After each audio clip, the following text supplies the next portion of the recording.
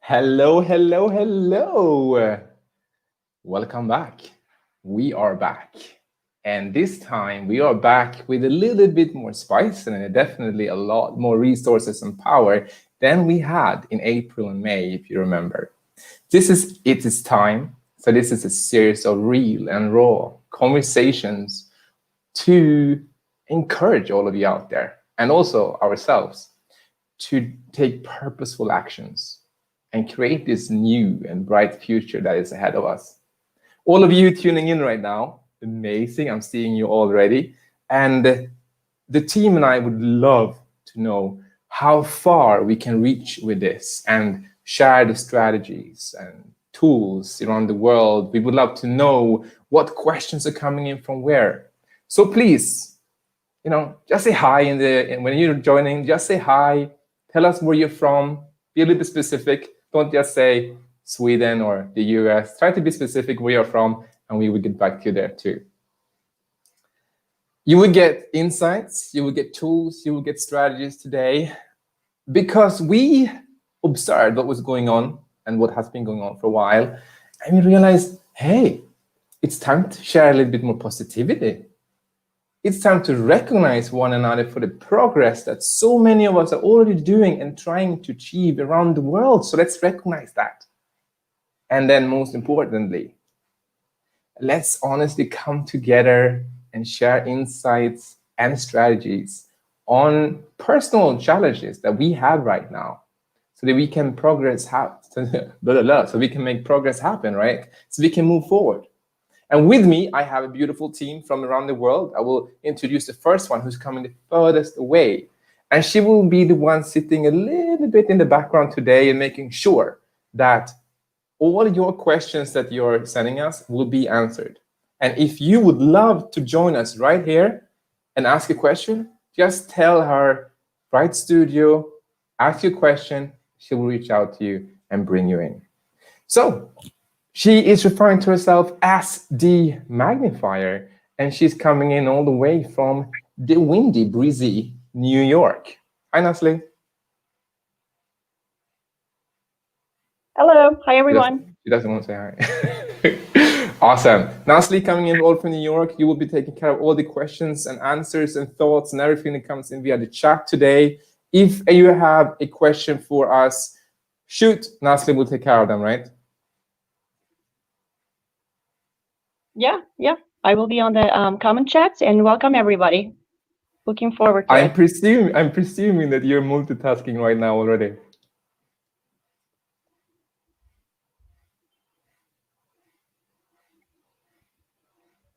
I think so. Or it might be the windy New York that's coming in. Let's see. And then all the way from Switzerland, we have a very old professor of mine. He would love that I'm calling him old right now. And he's referring himself to as, the one who is always looking a little bit closer to things. Hello, Alexandre. Hello, thank you for the old. Thank you for the old. Yeah. Well, the raw and real conversations. I'm just joking. Well, I am joking. And actually, I'm the oldest of all of you, so I think I've got it. Oh, all right. Well, see, that was not even anything. That was not far away. That was okay. Okay, going down from Switzerland, we're going up a little bit. We're going to Holland and the metropolis of Tilburg. Hey guys, I'm still laughing my ass off from the old. Beautiful. I gotta get you on that. All right. Ladies and gentlemen, everybody's watching this. Thank you so much for coming in. I'm seeing that with people from Turkey, Istanbul. We have people from Switzerland, Jakarta, Indonesia. We have people from Geneva. Johan is coming in from Geneva.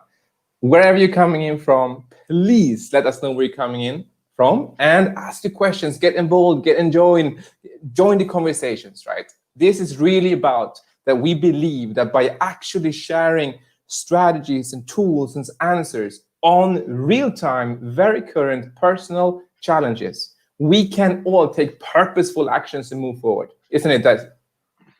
Yes. Definitely. Beautiful.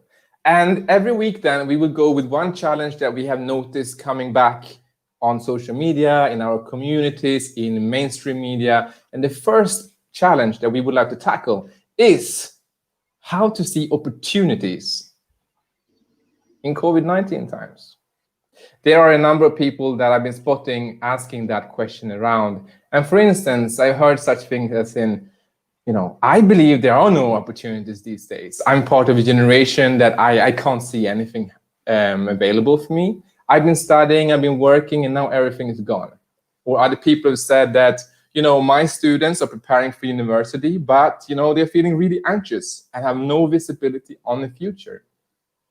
And then there's some who just say, you know what? I don't know. I'm not sure what to do. What is next? How do you even know what to do? So today, I would just like to open with that one to all of you who's watching and listening, but to Pascal and Alexandre. First, I would just like to ask, in terms of seeing opportunities, I would like to ask you both to just reflect on, as of, say, February, March, when we began, or this pandemic began, how did it really look like for you? How did you feel? If I have to start with that, I mean, a lot of uncertainty, a lot of new things that we had to do, a lot of emotions, a lot of different situations that we had to face. And there is no other, and then I think it's a state of mind, there is no other situation than at a certain point you have to say, okay, let's put up our sleeves and let's see what we can do with what we have. And I think that it is important. And was there something specific that you really felt challenged with when this began?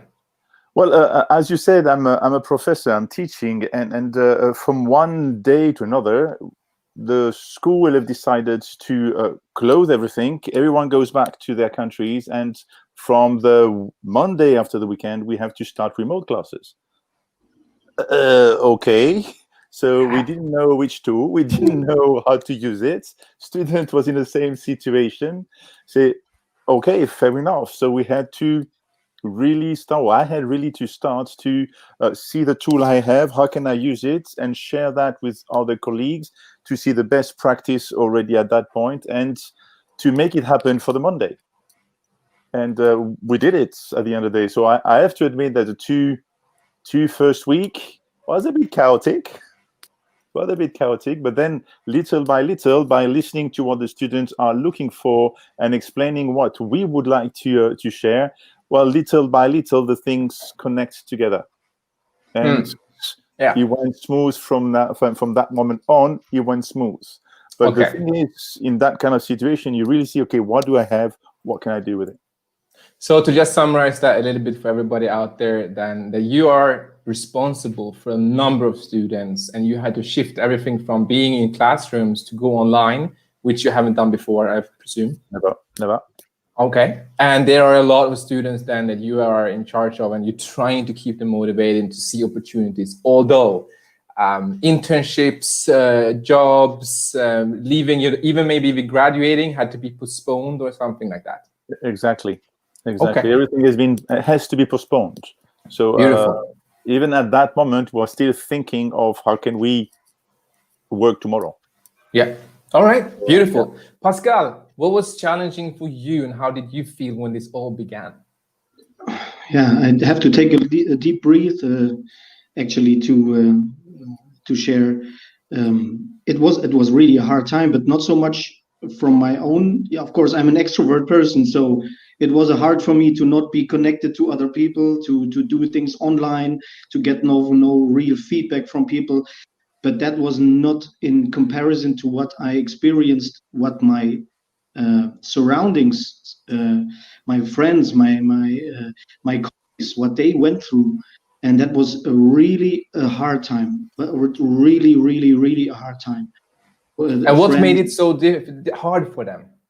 What did they say? Well, let's take one a very good friend of me. He has 3 kids, and he made all these plans. He had his enterprises, his small companies, his big plans, and suddenly it goes from 300 enthusiasts to 0, and uncertainty, and everything crashes down. So, and he has a family to feed. Yeah. That is. I cannot even imagine how he feels. Of course, I have a lot of conversations then, but it's really tearing me apart. It's there you feel that you're connected to other people because you feel what they feel. Yeah. All right. It's really crazy. It's really crazy. It really it went deep, to be honest. So then I understand that for you, a challenge that has really come up was hearing your close one, the near and dear ones around you, having to go through all this, really made you feel like, okay, what shall I do? I have no idea what to do. You were helping them before, you were in touch with them, but now it was really like you felt a closer connection to all of them. Yeah, definitely. Okay. And if there's anyone now coming in, I see that we have people coming in from Stuttgart, from Cologne, all the way from Lagos, Nigeria. Amazing. I did never expect that happening, right? From Belgium and in Ghent. I would just like to ask everybody before we continue now then to really dive into how to see opportunities in COVID-19 times. What experience, what challenge, if I may be super specific here, did you have or experience, or are you still having? And if there is a challenge that you still have and would love answers on, tips or anything, let us know. Pascal and Alexander will, and myself too, but especially Alexander and Pascal, will share their thoughts, their experiences on that, and we'll try to help one another. So over to you then, gentlemen. I would love to ask, go ahead, Alexander. And I wanted just to say a story about opportunities.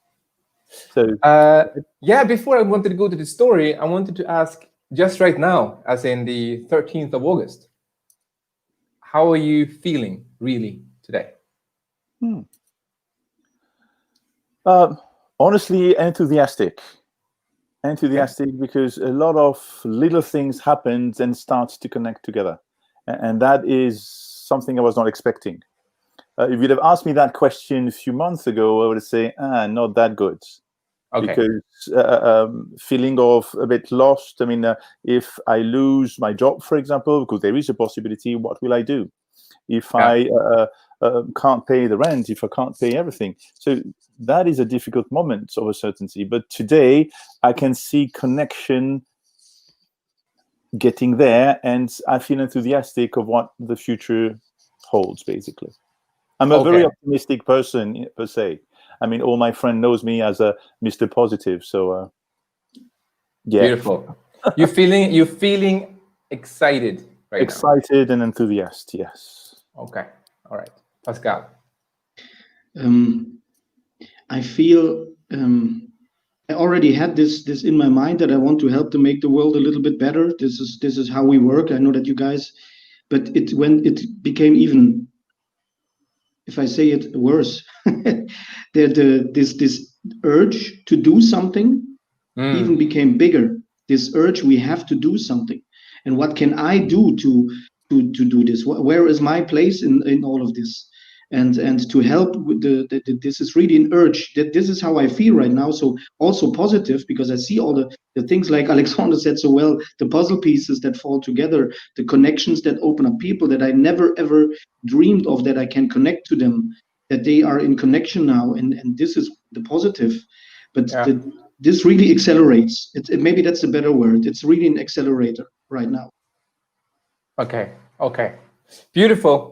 Thank you so much for sharing that. I see what you're feeling right now, where you're coming at, and I believe you both have stories that can help answer the questions.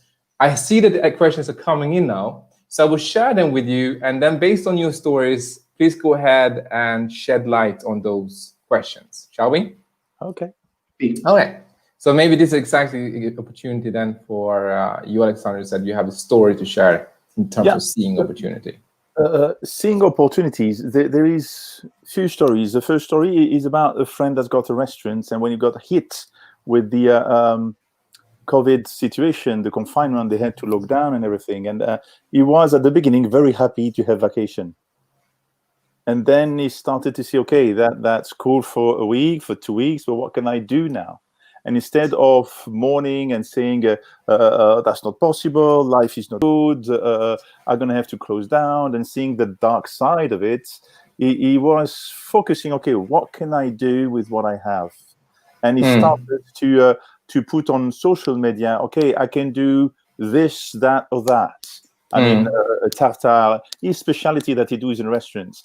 And you see the response, people were thrilled with it. And the comment he had that even though the confinement in there, people would like to dine fine, basically, to have something that they don't usually do at home. So you find that little window that creates an opportunity to make revenues for at least pay the rent of the restaurants and to have the minimum to hold the time that needs to be held in order to survive the situation. Yeah. Okay. You know, that brings me to a question, because I have Rudy Bachmann coming in, and he has a question in regards to, or he has a feeling, maybe even experience here in terms of how to keep the business going during these times. And I think that was exactly what you're touching on. So I will see if I will bring him in and see if what question he has. Okay.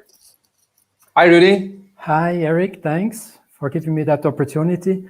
Well, I'm also serving as president of an association, European Association for Event Caterers, and I have many members around Europe. And of course, from one day to the other, all their events were cancelled or postponed at the beginning, and they went from turnover, I don't know, million turnovers to zero in 1 week. And it was very funny to see how those different members reacted. A few ones, I think they still are in shock, still today, because they never ever anticipated such a tremendous situation. Then a few ones, they went from shock into denial and said, "Why me? That cannot be. I have been so successful," and so on and so on. And very few ones, they went into action mode. And of course, that's what's needed now. And I think Pascal mentioned very clearly that it was accelerating this time. Yeah. When they planned maybe to come up with an e-platform to offer their services, which they had in the plans for the next 2 years, well, they made it in 2 weeks' time. So it was tremendous to see how quick they could change situation. And I realized that the persons or the owners of those caterings, which are really connected with their team, where they are not only the boss, but they are a part of their team, of their management team. They are coaches. Those were the successful ones. And they really made it happen in very quick time. So I think that's a good reading. What would you then say would be here, because did they see the opportunities, or do you have a question then in regards to how to see the opportunity in that moment? Okay, well, I think a few ones, they had that idea of coming up with other issues, but they put it on the back burner, and now suddenly they accelerated that. And a few other ones, they really sat together with the team and they started again thinking, what can we do? So they started basically with, hey, what shall be our mission now? What can be our vision now in these new circumstances? So they restarted basically the business. And I think that was only possible because they coached their team through that difficult time, and they coached their team in order to bring them out of shock into action mode. Thank you so much, Rudy. Welcome, I will direct the question to Pascal and Alexandre here. For those in these business situations that we're talking about, can you give a specific? And now I'm really diving here. I want to have a specific tip, example that you can bring, that people can take right now. I'm seeing here questions saying that they're running 5-star properties. They're having their teams around the world. They had this large event catering firms. It's gone. So what would be something that you can say, but there is your opportunity? Pascal. Well, I want to share 2 approaches that helped me also in this time. One is connect to your people. As Rudi said, so the first C is connect. The second is create. So don't see opportunities, create opportunities. That's really important, to be active, to not look for it and maybe you don't see it or whatever it is. Create these things with the team that you're connected to. So connect, create, and then commit. Really commit, because you will suffer still. That's what passion is. And if you have a passion for your job, then it will be like it will be hard. The second thing is always what leads to a certain result is the 3 ingredients. That's intention and focus and energy. So what is your intention? What was your intention with that business? What is it behind? It's not to make money. That's a result, to be honest, with everybody. Maybe they don't realize it, but it's always like this. People that work passionate, they work with intention. They have something. So what is the real intention? Is it to serve? Is it to be a healer? Is it to be a good host? Is it to make people a nice time in their holiday? What is it, what you want to intend with that? Then to focus on what you can do, not on what you cannot do, and create the energy, the positive energy to do that. And this is where you start always with yourself. You have to get this cortisol out of your blood, or the negative energy. So go move, go out, take care of yourself so that you can help others. Like in the planes, the tip that you get from the stewardesses, first yourself and then the other. Okay. It's the same here in this situation. So what I'm hearing here is really to focus on what you can, like, what is your intention? So yes, you had intentions before, that's a fact. Now let's look at what are your intentions right now. And as you're saying, to understand that, or to create that intention really, and you were referring to creating a positive energy to those around you, is to first reflect on yourself by really, as a specific tip, really focusing on what can I do right now to, first of all, as a first step, remove the cortisol in my blood, which is causing all this anxiety and this right?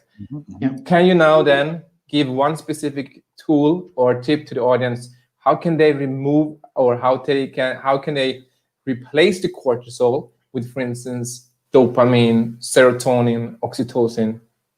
Well, actually 3 things. Really basic, because our body is always built like this to deal with that, but we unlearned it somehow. One is breathing. It's very easy, very basic, but we breathe only for survival and not to thrive.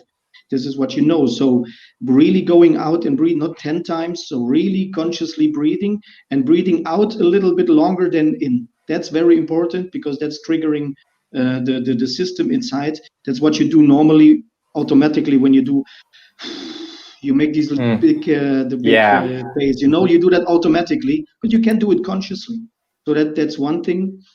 The second thing, what you can do specifically to get out is, and that's really funny, to shake, to move. I don't know if somebody in the audience, if you know horses or dogs, if you have something of this, when a dog is you walk the dog goes into the fight with another dog, or they see each other, go 5 meters away, the dog does this, cortisol is out of the blood. This is how the animals treat with it. Horses also, when you see they are nervous and they shake, that's a way of getting rid of this. That's very important. And of course, what is having the dopamine and so on is having a real conversation with another human being, being vulnerable, sharing this, because it will create all this oxytocin in the blood. Oxytocin high, cortisol goes low, which is easier with Zoom now, because having a conversation with the mask where you don't see the emotions, that's also tricky. So be open and be vulnerable. It really helps. Go into the deep conversation. Beautiful. Deep conversations. And that brings me very well to the next person who have called in. I don't know where he's coming from, but it's regarding that change of mindset in these times. I'll bring him in and he can ask the question by himself. Hello. Hi, from Stuttgart. My name is Rene. I'm a young employee before the Corona crisis at a really company for student jobs. And now a lot of my friends, and of course a lot of people I know, especially young people in the educational system at the university, have experienced a really, really interesting time, because now you already said it, there was a lot of online content courses because universities was closed. And what the experience was, the content was there, of course, but the quality was set a little bit less quality, especially if you have a education where you have to do practical things like in the medical sector or something like that. And now I think it's a big question. And the universities are always saying like the content quality is the same, and you will not be punished with better or less grades and everything like that. And the loss of points is also not a thing. But how they now say is, okay, you say the content that you learn on university can do like 90% online. So why should I as a student then move for a lot of money, of course, to another city, to a university, when I could do it from home? So I think how is now the chance to say, okay, when I have to go to the university, then the content at the university has to be really, really much better and on a higher status. So you can still talk the students in and say, okay, that is why you have to go to university. This is why you have to go to the building and listen to this person, and not do this at a YouTube video or something like that, because education is a really important thing. And I think the quality level in this is a very big question. And my question is, how can we change or enter now universities and say, hey, we have maybe some ideas or tools that you can really get the content in the universities and the style of learning better at universities. So how can we change the mindset from learning only, say, in person, and also saying that we now have both online and an offline offering? Yeah, right. And why was the quality and the difference on the live content if you go to a university from online? Okay, I will rephrase that one. I'm sending right that way. What is the difference, Alexander? Few things I'd like to say first. Okay, it's about communication. Okay, communication, 93% is a non-verbal communication. That's something that it is said that it is science. I mean, people have proven that. When you are in presential, when you are in class, the communication, the connection you have with the students brings the quality of the teaching. As I say to my students, whatever I teach you, the content, you can find it on the net. So you don't have to come to my class if you just want the content. Now, my role as a teacher is to tell you what you can do with that content, to clarify it. Okay, that content, this is the way we can do it. This is the way you can use it. And that's make the quality teaching. If you it's a conversation that you can have with the person. Exactly. And that is something you can have. Another thing I have to say is the rhythm in a class. If you have one period here in the school I'm teaching with periods of 15 minutes, if you use only the same rhythm, like you would do online, for example, because you have slide and you speak, people tend to disconnect. And I can see that in life. Therefore, I've calculated like that, every 10, 12 minutes, you need to change the rhythm in a class to still grab the attention of people. Yeah. And that's something you can do in live, but you can't do in remote. Okay. However, so now how to use the remote in the presential class, in face-to-face class, is by changing the rhythm. At a certain point, okay, for the next 15 minutes, guys, we're going to work in remote. So try to work with other people and to find in remote group, how can we solve that problem or talk about that discussion, etc., and then bring them back to the face-to-face class to have that sharing of impression, tools, information, discussion. So it's really, I'm taking away here then to answer René's question, what could be an opportunity for people out there now is really to focus on the human connection, the interaction, the style of what the professor is bringing to the classroom, to the content. The content is always already, most of it available, if I understand that right.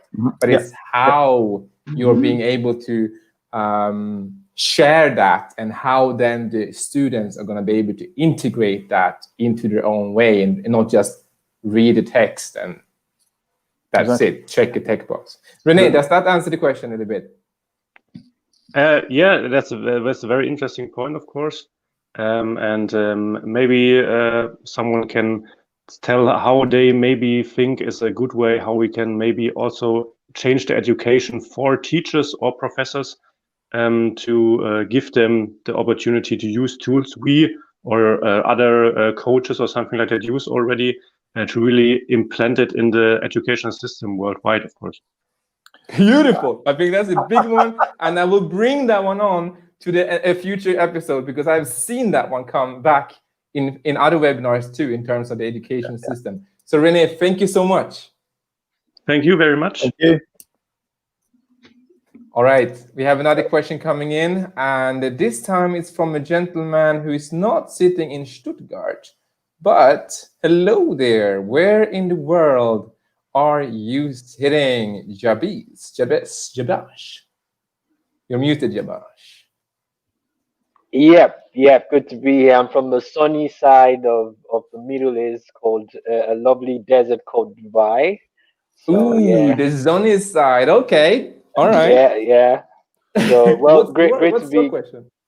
Tell me. Oh, yeah. So great to be a part of the session. So my question is quite a real one, and I think it's something affecting so many organizations right now. We are getting back to normal. Well, it depends on which part of the world you are. Everyone is business activities are opening up and getting back, and I'm certain that as humans, either we accept it or not, we've all gone through a kind of emotional, psychological trauma. Either we Yes. accept it or not, it's all up to us anyway. But yes, we have. And if we look at an organization, and right now every organization is at the recovery state, where we just want to get back and recoup, whatever we have lost over the period. And I think most organizations, we're not focused at the people. So the people are coming back. They've been emotionally stressed, gone through psychological traumas, but now they're getting back. What are your advice to leaders, business owners, stakeholders on what can we do to manage this emotional baggages that people will be coming back to the workforce or to the workplace with? What are the practical, and I really mean, what are the practical things you would sit with a leader and say, look, do this, because this is really critical. These are the people that will be performing for your business to get back. If they're not in a good state, if they're not mentally ready, if they're not mentally prepared, if they're not mentally prepped up to be able to handle what is coming ahead, it might be another colossal disaster also. So for organizations, what is your biggest practical advice for them to do or to action to help their employees as they get their employees back to full force and work? Pascal, maybe. Yes, thank you for that question. It is simple but not easy. That's the point. Yeah, it is to empower the people to make something that they get the life lessons out of this. I think that's very important that you talk of it, because if you keep it inside, then it will cause something. So you have to find to create an environment that people speak out. That's very important. But also where they talk about the lessons that they learn, the things that they are going to take with them, and then giving them also the tools how to avoid this experience again in the future, so that they really do something with it. So that some of the things, and that's also very important, translate this into a physical experience. So really doing something together. However you're going to do that, and that's something what we all also do. Alexander knows that, Eric knows that, we also do these things, and it's very important that you address these things, because everything what is not addressed, there is no learnings out of it. That's very important. I think that's something what you can do, and create an environment for this. So now it's actually the time to make that step up. So in this case, Pascal, I'm gonna challenge you a little bit here. Yes. You say create this environment, take them on the experience. That's great. How would you do that specifically? Well, if you ask me specifically, with the tool set that I have, as I am an empowerment coach, is exactly creating an experience for the people to learn the lessons. There are life lessons that we know for thousands of years, but we forgot a little bit to translate to the next generation. We had these transitions in the youth where you had to do something what is challenging, and then you are part of the tribe, or you're part of the village, you're part of the, we don't have these experiences anymore for the youth. And also that's then of course also going on then later. So what, for example, what we do is then creating an experience and to really push them out of the comfort zone, but together by, for example, walking over hot coals. And I know that sounds a little crazy maybe to one, but this is an experience where a team goes together, where they face a fear together. They face something, or an anxiety, doesn't have to be a fear, but this feeling, this energy, what you have inside, you know, this oh, that's making you small. That's energy that makes you small, and oh no, I want to not. I go into my comfort zone, but then to learn how to overcome this fear, to actually turn this fear into power in the front, to make an experience with that, and then of course to reflect on it later and how we translate that into the business. I think that's very, very important, and you can do that with small stuff. And I know you can let them blow up balloons until they pop. People are already afraid of this, believe me. Okay, so in this case, I'm taking away here, to really be specific on the answer, that be very transparent about all that is happening. So having the conversations, the deep conversations, the necessary conversations. It's not about making something look prettier than it is right now, or trying to kind of avoid things. Like, no, we are like, we are not making money right now. We're having this drop right now. Have that conversation. The sentence, what I want to add, maybe that's the takeaway. Be honest about the barrier. Be honest about the blockage that's in front of you. Be honest about this, because otherwise, and that's really a physical thing, if you are not honest about it and you overcome it, your brain will not learn the lesson, because you were not honest about the barrier. You were not honest about what's in front of you. Okay. So you will not learn something. That's it. Be honest about the barrier. If I can add something on that as well, is leaders needs to set the example, is to say, okay, the question you asked us at the beginning, how do you feel? How are you feeling? Is to say, I'm like you, ladies and gentlemen, I'm afraid of the situation. That's right. And I know that by myself is going to be difficult to go through that situation alone. That's why we need together to be able to do something. Yeah. And that's where you connect with the people, and they're gonna, he's afraid as well. So what I feel is normal. And then you can shake and go up together. Beautiful. Be honest about the barriers. And second, I'm taking away here to answer JB's question is really this thing of do something together that is scary. And that can be anything from walking on fire to that you are facing, for instance, a certain situation, or having a call, popping a balloon, doing an exercise. But it might also be saying, you know what, together right now, shall we take the left over here right now? And you take that left. Okay. Already being vulnerable and addressing it as the leader puts people afraid. When you talk with your staff and you say, we are on the brink. Beautiful. How can we do? That's already putting them into that mode. How do we do that now as a team? Beautiful. So that's a really, really strong takeaway for later. Jabis, I hope that gives you some few thoughts. Makes sense. If I just gonna add just a third thing to what you said is, Alex and Pascal, thank you so much. I think one thing I picked up from what you said is just talk to your people, right? Focus on the people. Yes, definitely. Talk to your people. Whatever you're doing, talk to your people. So thank you so much for that. I took that from you. Thank you. In a nutshell, I mean, it's the people who will make the change happen. It's the people that will be there to support you. It's there. Now we're coming to this part where I will go through a couple, 2 to 3 questions, maybe even 4 that are coming in online. I would tell them as they're coming, right?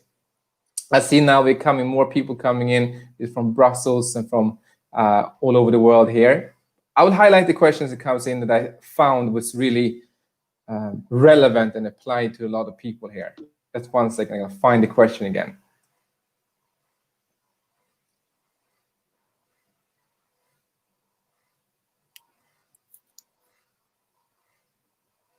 Okay, here we go. For somebody who is working in, say, the 5-star hospitality industry, in that case where everything is tailored around a very high-end service or experience, per se. Here's the question, and it's Thomas Steurer who has asked it. Do you think by having less and uneducated staff during this period that the hotels will suffer even more on brand recognition? So I think he's really referring to here that with having maybe perhaps less educated staff, will then the reputation of the service and the quality be damaged? I can answer the question here because I live some situation like that. If you just employ unqualified people and let them be, of course, you may have a damage on the brands, on the image of the hotel. If you make the choice to hire people that are not qualified to the standard that you are looking for, it is your responsibility as an hotel to bring that unqualified people to the level you want them. When I was working in Mexico, all the waiters I have, all the employees I have, they've got no school, they've got no apprenticeship that we have in Europe. They got nothing of that, but they're willing to learn. And they're willing to give their best for two reasons. One, to keep the job, and two, to be able to satisfy the people that is giving food on my table. Yeah. So if you have that in mind, they will learn, and they will learn quick. But in your mind, you must be clear that it is your responsibility to give that training to the standard, minimum standard you're looking for.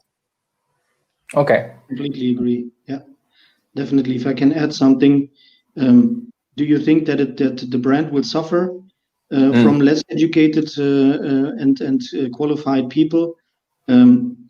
Yes, but only if you leave them like this. So do something with them. They want to work with you. So educate them, train them, coach them. Exactly what Alexandre also said, and even Rudi. When I remember, he said that the leaders who coach their people made now a step up.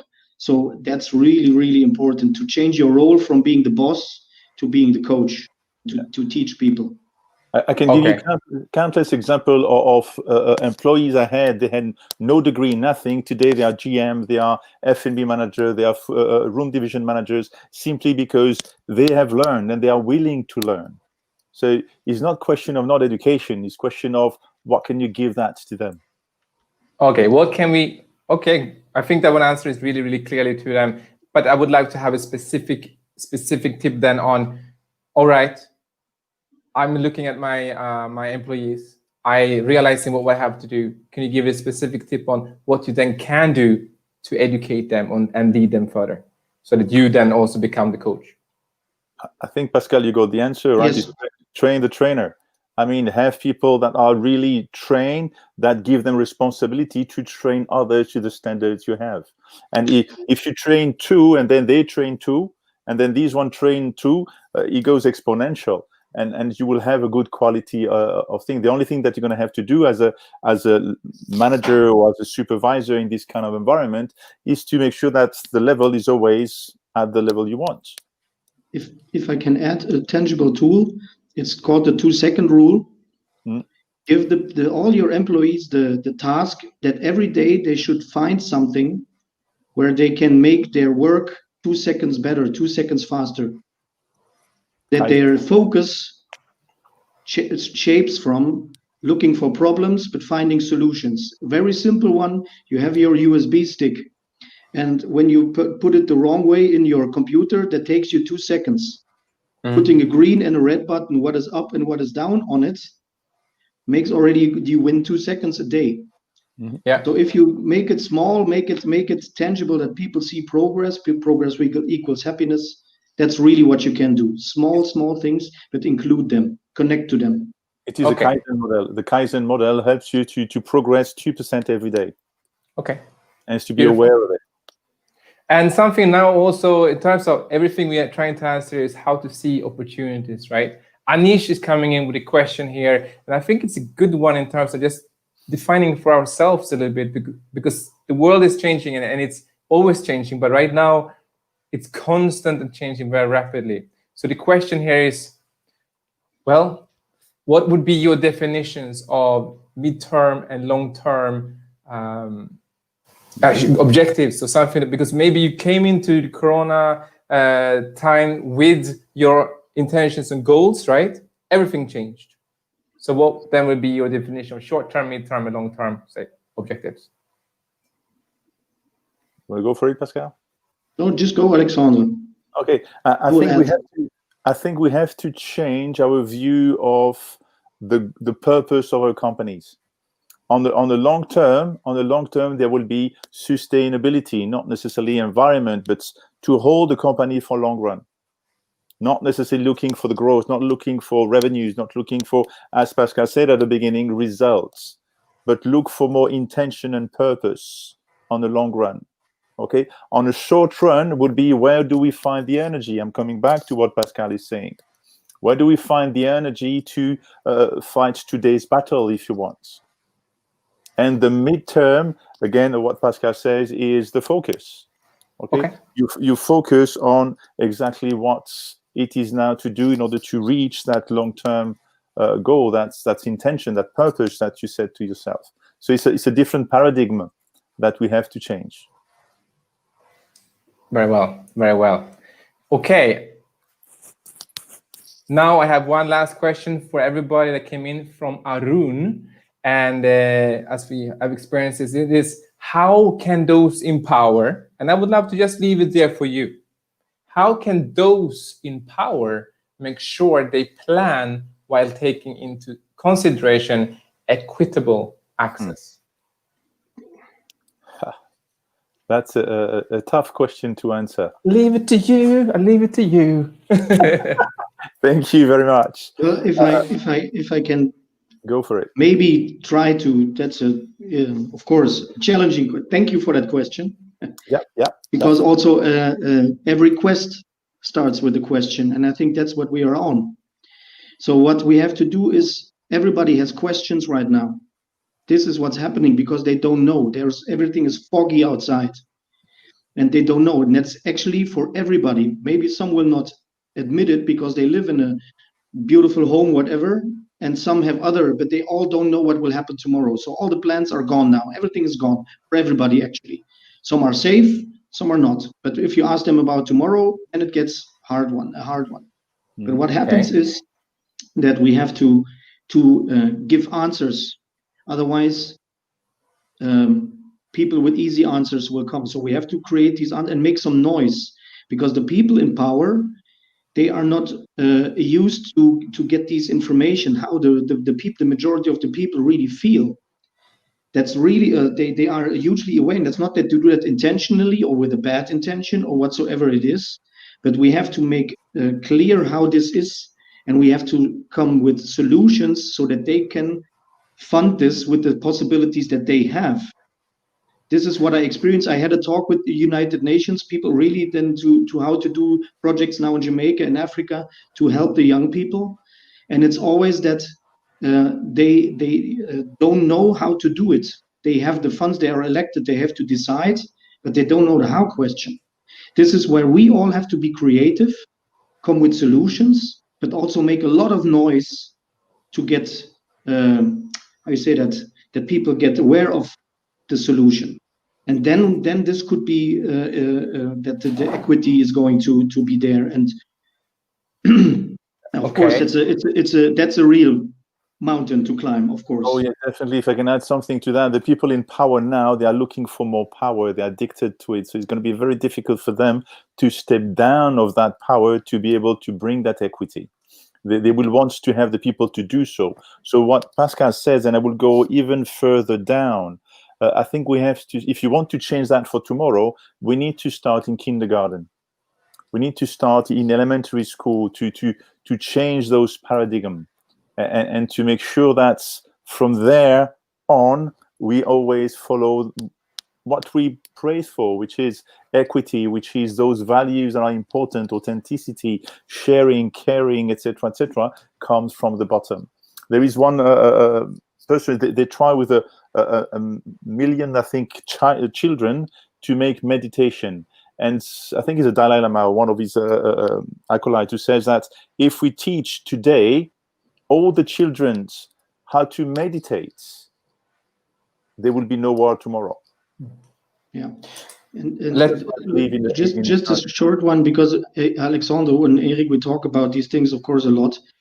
And this maybe then is a I want to wake then the person that asked the question. It starts with you. We need role models, not teachers. Arun. We need role models, not teachers. So you have to really start with living what you think is right, no matter what it is right now. We need role models more than ever, more than ever. So as you're coming from India, Mahatma Gandhi said it. You want to change the world, change yourself, and the world will change. So you have to start always with yourself. And I will conclude the whole session here with that question as an understanding. The question was, how do those in power make sure that they plan while taking consideration equity? What I'm understanding, and something I also would like to say for myself, it is that you yourself have the power, and especially now when everything has changed, to take action and help them, as Pascal said, help those who have maybe more responsibility, authority, funding, etc. right now. Help them by proactively actually speaking up and giving tips and examples, but also going straight back to what Pascal said in terms of being the role models yourself in your communities, in your organizations. Yes, you might have a manager, but that doesn't mean that you cannot start acting in a different way that you believe in, just because there's someone else who maybe determined where to go right now. Exactly. But knowing that we're all human beings, and in this very moment, and I think it was Renee who said that, or if it was Jabis who said this thing of, we're all going through an emotional trauma right now. And it's, regardless you like the word or not, most of us have had to go through a significant rapid change, and that is a trauma. So we need to help one another. Exactly. Okay. That's what I took out of this. So if I'm saying that, I hope Arun can take that and really say, okay, what can I do right now to help my managers or those in my society, because I have the power to. That was the last question for today. I know that there are more questions over here. We will come back to you all in the comments. I will bring in Nasli, who has been sitting in the background a little bit and answering all these comments and bringing the people on. Thank you so much, Nasli. She's still muted. Thank you very much. Thank you very much.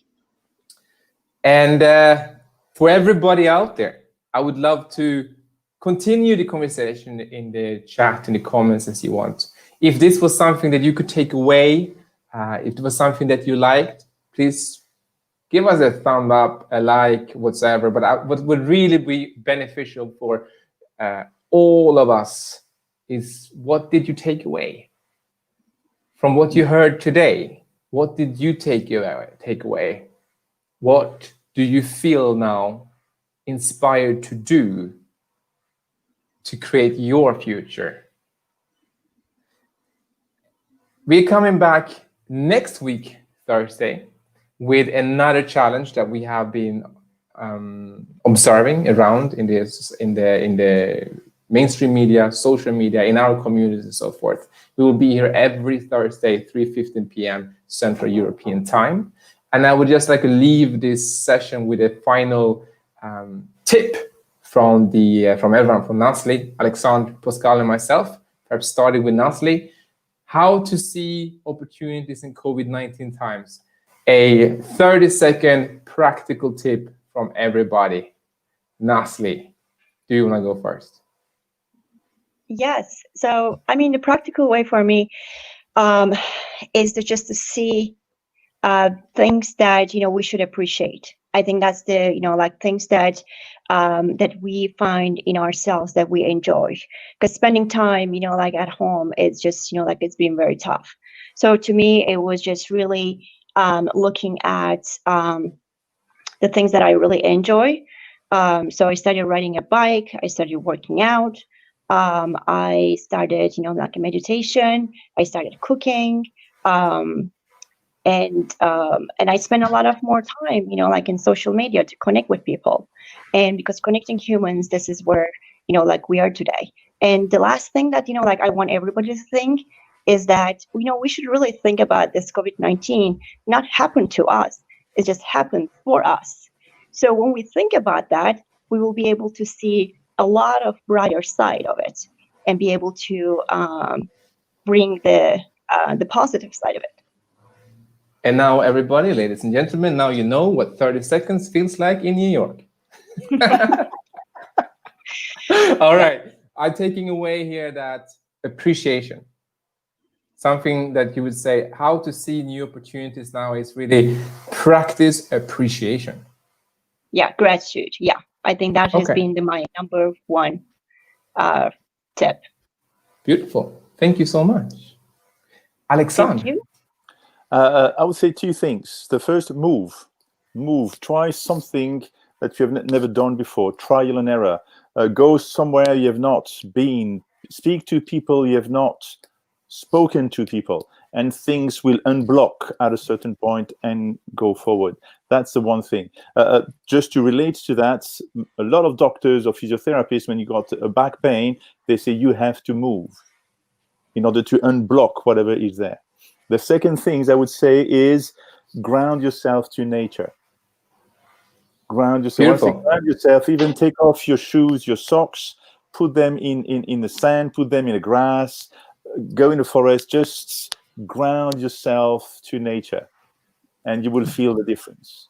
Brilliant. You know, that's a tip. So move, ladies and gentlemen. Move as in do the things that you haven't done. Talk to the people that you don't normally talk to.